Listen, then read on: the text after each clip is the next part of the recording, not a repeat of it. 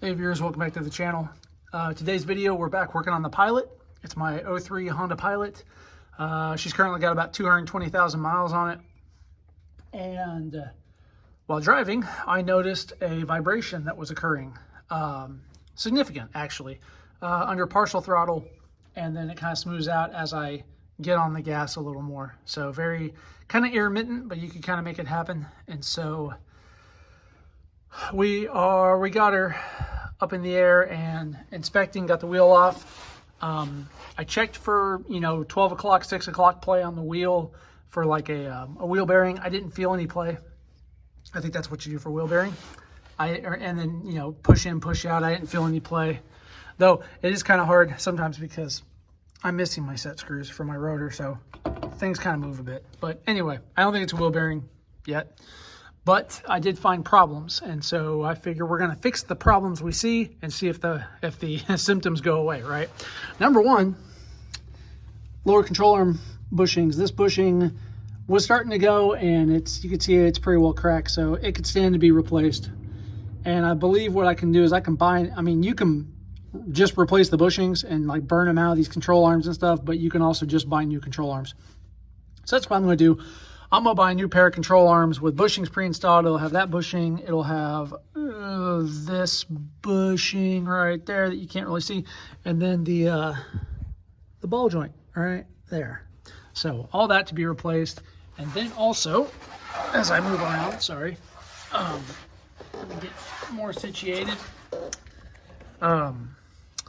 Axle. So you can see way back up in there. Let me get the light. Better. See, kind of back up in there's grease up in that axle being thrown at that top of that joint. That joint doesn't look all that good. This one's actually okay, but my understanding of how you troubleshoot some of these things is you want to test for play. So let's see if you can hear it. I'm basically moving it laterally, like in and out, pushing, and tell me if you hear a click. Oh, hang on. All right, let's try this.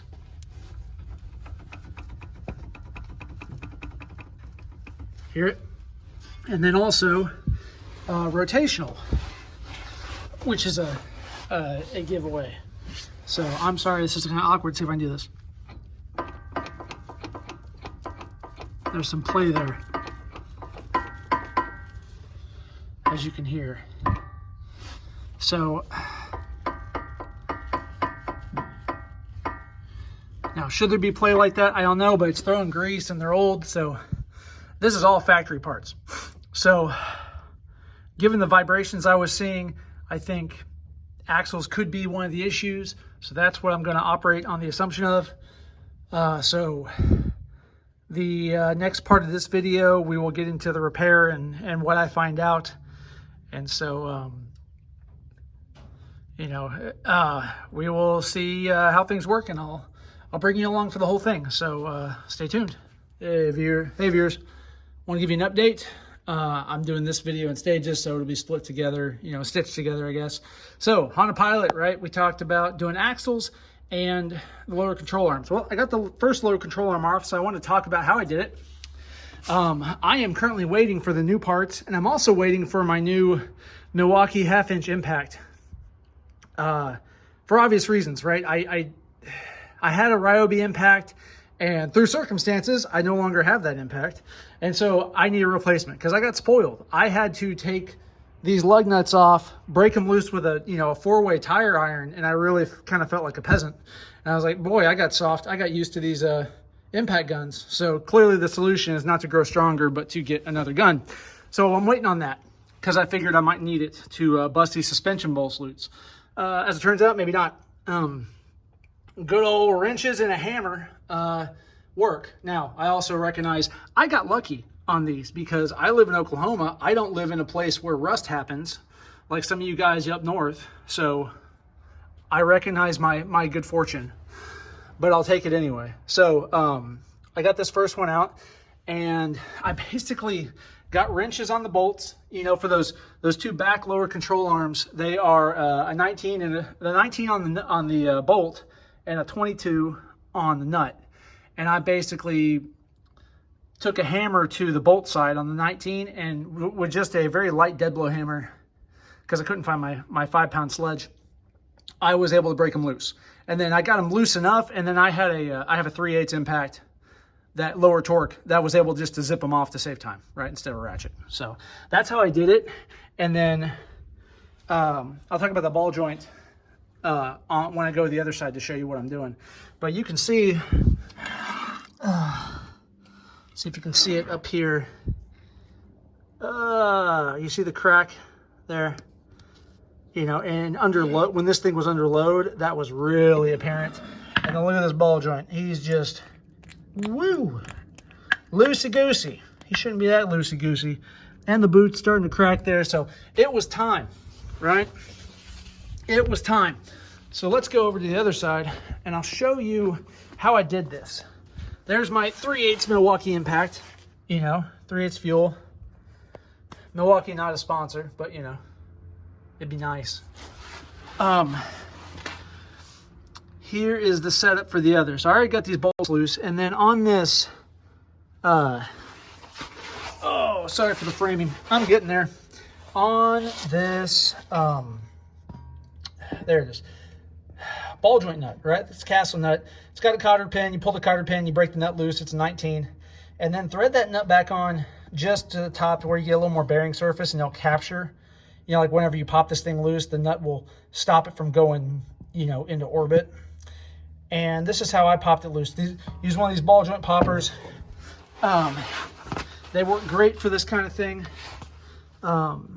Very cheap. This one's a Harbor Freight, right? So I think I paid like 12 bucks for this thing. And you just set this up, right? I had to use a hammer to kind of drive this into the boot.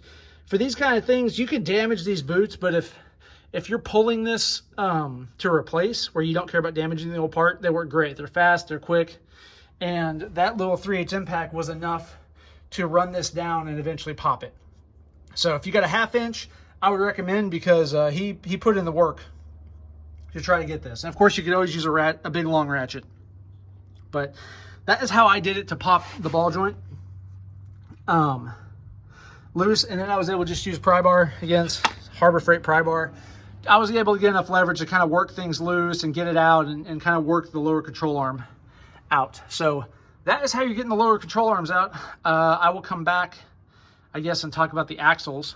I guess the other thing is, when you disassemble like the brake system, you don't have to pull the caliper off. You just pull the bolts on the caliper bracket, a pair of 17s, and then hang the thing up. I have one of these nice little caliper hanger things from Amazon. They work great. If I remember, I'll link it in the show notes, so you can click the Amazon link and help out the channel. So that is how we get the lower control arms out. And then once I get the impact gun, I'll pop these axle nuts. I ain't gonna try it with just a ratchet, because I don't hate my life that much.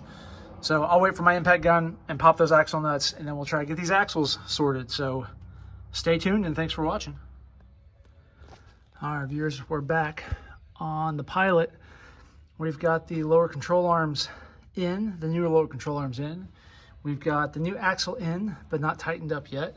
I'm in the process of torquing everything down, so I wanted to film this and do a couple things. First off, there's been some delays on this project because I ordered the wrong axles. So just, you know, pro tip that everyone knows, make sure you order the right axles. I ordered the rears and not the fronts. So I had to send back and reorder. Big mess, right? So, new axles in. One thing I had to do from the disassembly I've seen people not have to do this, but I ended up doing it anyway, is I had to pull these pinch bolts on the strut to basically release this knuckle down so I can get this axle stabbed in here, okay? And so that's what I had to do to get this put back together. Your mileage may vary. Likewise, seating it back in the transmission, line up the splines, push it a little bit. I had to give it just some light taps on the end here with a dead blow hammer, just to get past that little friction ring, that little, whatever it is. Friction ring, snap ring, you know, that kind of that's on the axle here that holds it into the transmission, right? Because it's a female end on the transmission, or rather the intermediate shaft in there, and male on the axle. So those are some things you're gonna have to do to put that axle back in. What I wanted to add on this segment of the video, is torquing. So trying to torque everything, you know, the lower suspension bolts and these pinch bolts here, simple enough, right? You do want to load your suspension before you tighten those lower control arm bolts and this ball joint bolt here. That's important. Either that or you torque them on the ground if you can do that, you know, if you have a pit or something. But at least here, I don't. So we just put a jack under here, put some tension on the suspension, and then torque them down. Now the tricky one here is that ball joint bolt is getting a torque wrench up in there because it's kind of tight, right? Mine doesn't fit, and I'm sure a 3/4 torque or a 3/8 torque wrench might do it, but that can be painful. So what I did, and I think it gets it close, right? Is I got this rig right here. So I've got the Castle nut. You can see just a box wrench. It's 19. And then what I did to try to get some amount of torque on this in my torque wrench is I took a 19 mil hex socket, right? This is a hex impact socket, 1/2-inch drive, put on my torque wrench, and then I just kind of rotate this whole assembly very smoothly. And that seemed to get me close. It's not perfect. Tell me in the comments how you would do it better. But for now, that seems to work, and at least it'll get it tight enough and get it down the road. For those that care on the torque specs, from what I gathered, this Castle nut is 51 pound-feet, and then additional tightening as required to line up the cotter pin. The suspension bolts, the compliance bushing back there is like 83 pound-feet. That through bolt there is like 79 pound-feet, and then these bad boys are 120 pound-feet of torque. So get a good torque wrench. Mine's a gear wrench. Love this thing.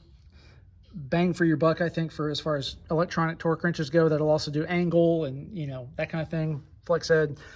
I like this. So not a sponsor, but I will, if I remember, I will put a link to the Amazon in the show notes where you can click it and buy it and support the channel. So I will continue putting this back together, and I will see you in the next segment.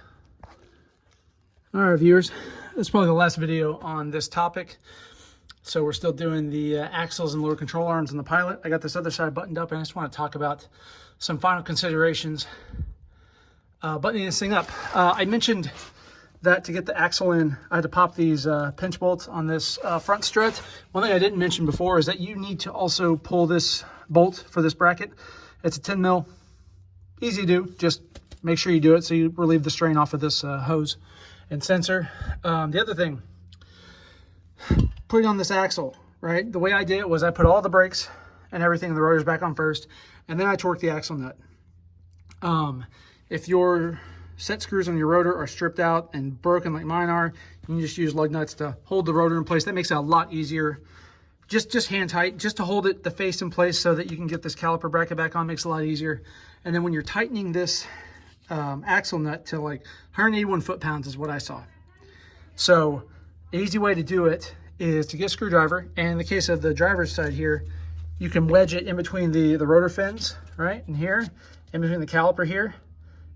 And then on the other side, I guess that would work too. I put it like just up top here and let it hit here because it's going the other way, right? So screwdriver, just put it in there, and that will provide enough stop to where you can get that torque. So that's really about it. Everything went together pretty smoothly. Word of warning, I guess, is if you buy the lower control arms, make sure you check your packaging, because I couldn't find my cotter pin for this side, and I almost threw it away. Oh, I did throw it away, but I found it in the trash. So little package, little stuff. Just make sure you find it. Other than that, that is pretty much the repair. Also, be sure you stake your nut right here, yeah? So you take a punch like this, just like that, right? And hit it, and you stake that, you bend and you stake that nut in that little groove there, just as a safety measure. So don't forget to do that. And aside from that, that's it. So hope you all enjoyed the video. If you like what you see, please consider liking, sharing, subscribing to the channel. It helps us out. Also consider doing your Amazon shopping using our affiliate links in the show notes. It helps us out and helps the channel keep doing what we're doing. So thank you very much for watching, and we'll see you in the next video. Okay, this last section of this video was not planned, but when does car repairs ever go as planned? First, you should note the beer on the hood indicates we won, success, but at some cost. So when I did the initial test drive, after doing all the axles and everything, I got out to my driveway up there, made a left-hand turn, and heard a loud and I thought, oh crap, what happened? I was able to get the car back home and back in the shop. Basically what happened was both axles popped out, unseated just enough from the that intermediary shaft to basically where I wasn't getting traction. Like as near as I could figure, I don't know the exact mechanics on this Honda Pilot, but think of it this way: the front wheels the axles were unseated, so that front diff was kind of free spinning, and then the traction control system was only putting power to the rear wheels, and not that much. So I was able to nurse it home just with the power to the rear wheels essentially, and I'm sure the traction control was freaking out because it was sensing, like, you know, infinite rotation on the front essentially, right? Because it's just free spinning with no load, no axles, no nothing. So long story short, got it back in the shop, tore it back apart. All I had to do to fix this was I jacked it up, pulled the wheels, popped the axle nuts, and then I just proceeded to beat the crap out of the axles to make sure they were seated good. I did a combination of, I backed off the axle nut and then got a block, you know, piece of a wood block and a 5-pound sledge and beat on them to try to seat them. And then when I ran out of threads on that, because they moved quite a bit, because you basically have to take up the slack in the joints, right, where you're kind of metal on metal, and then hit it to try to seat that back section right into the transmission. And maybe there's a good tool for that, but I didn't have it. So then what I did was, there's the little hole in the axle right in the middle of the, you know, on the end where the threads are, right? There's a little hole, and a punch will fit in there, right? One of your dome pointed punches. So then I did that and gave it some taps, very, you know, firmly, but I didn't kill it because I didn't want to mushroom anything. I didn't want to damage anything, but just enough to get a little more to where I was sure that it was seated. Put it all back together, restake the axle nuts. Don't forget that, because I put one wheel on, went to the other wheel, and then remembered, crap, I forgot. So I had to take a wheel off and restake the axle nut. Big mess. So all that to say, make sure those axles are fully seated before you do this, or you will have these problems. But if you do, hopefully your repair is a success, and your wife will bring you a beer after, like mine did, because she's awesome. So I hope this video helped y'all. As always, thanks for watching, and we'll see you in the next video.